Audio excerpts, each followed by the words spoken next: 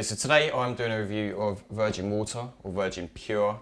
I'm also going to compare it to some of the leading water filters out there. Now, I've got a young family, I really wanted something good to give us really good quality water, and today we're going to test total dissolvable solids in parts per million within each of these waters. Now, it's the second take I've done of these, but all of these were brand new. So any water that is in these cups is all from these individual ones. I'm going to start by testing tap water to show you what the water's like in my area. Now, I live in quite a hard water area, so this is never going to be great, but drinkable nonetheless. So this is standard tap water. If I turn on the meter, like I say, this is measuring total dissolvable solids in parts per million. And we can see a tap water around here is around 370. So I'm going to show that to the GoPro, and I'll cut this in so you'll be able to see that. There won't be any edits in this either, so you would see it exactly how it is. So 370. Now if we test Kirkland water, which is from Costco, you probably recognise a lot of places use this water. So a lot of restaurants, you can buy it quite cheap. People give it away in hairdressers, etc. This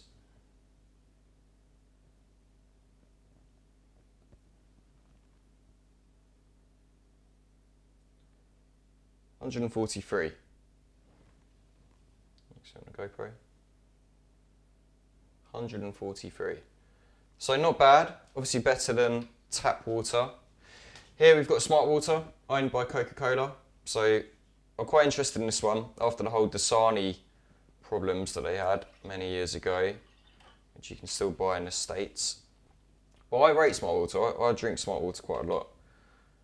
So again, measuring that. 211. And like I say, that's total dissolved solids in parts per million.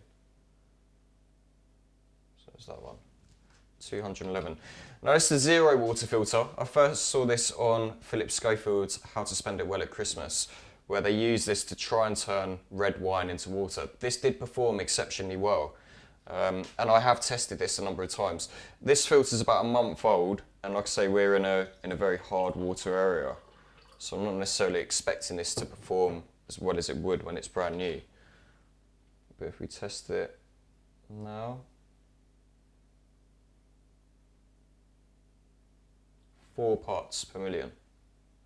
So very, very, very low level. And we can see this gives us a colour indicator as well on this meter, so that is most definitely within the green. So I've got a Brita water filter. This is a brand new filter, but I've flushed it through a couple of times. You'll probably see when we pour it, the light goes green on the top. So like I say, it's a new filter.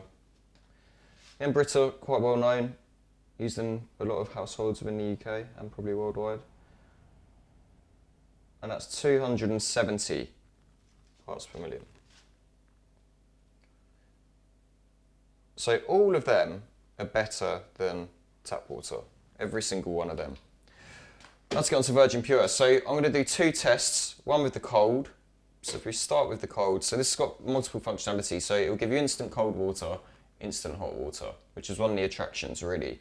Both supposed to be filtered, and as the name says, virgin pure, apparently. So let's see. So if we start with the cold.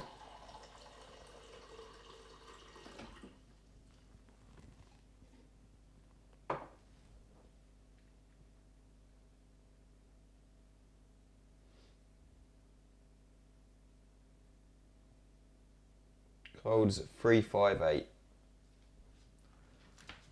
358. So definitely no better than tap water, except it's cold. Now if we try the hot,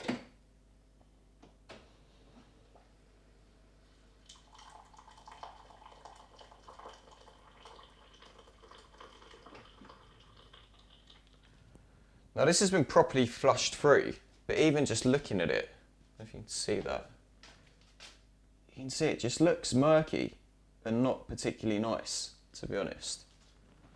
So now if we test it with the meter,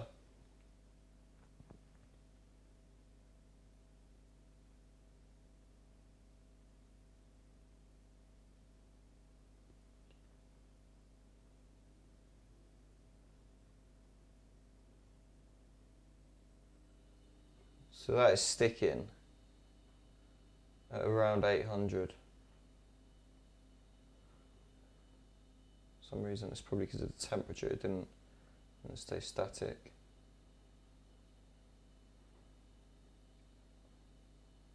Yeah, I can tell it's reading 793, 790. I can hear it reboiling. So there, it's stuck on 774.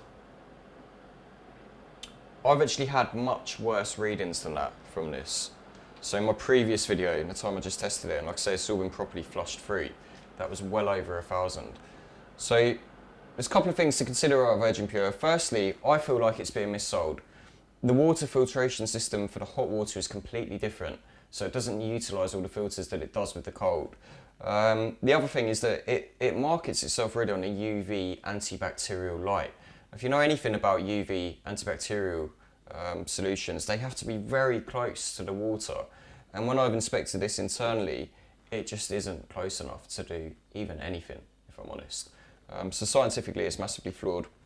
This here is a major flaw as well. So you can see that we've got water in here now. This doesn't detach to clean it. So you end up with a dirty flap with loads of grills in, which you can't clean or replace. So it's not very good. As well as that, like I said, I've just moved into this property. I wanted to get it installed now because I now have a nice hole in my worktop. And I wanted to do that before I replace my kitchen to see if it's worthwhile. Needless to say, I don't think this is worthwhile. I think it's expensive for what it is. Zero water is reasonably expensive, so depending on the water area you're in, you could spend £40 to £60 a month on those filters. But when you look at the cost of this, I would still rather use the zero water any day. Have to say I'm slightly disappointed in smart water. I do drink smart water a lot and expect it to be slightly better than that. And I'm surprised that the cheapest is the best from Costco.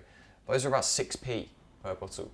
So comparing the price, you see Brita is clearly doing something, but nothing like the zero water. But would I recommend Virgin Pure? As I've said, definitely not.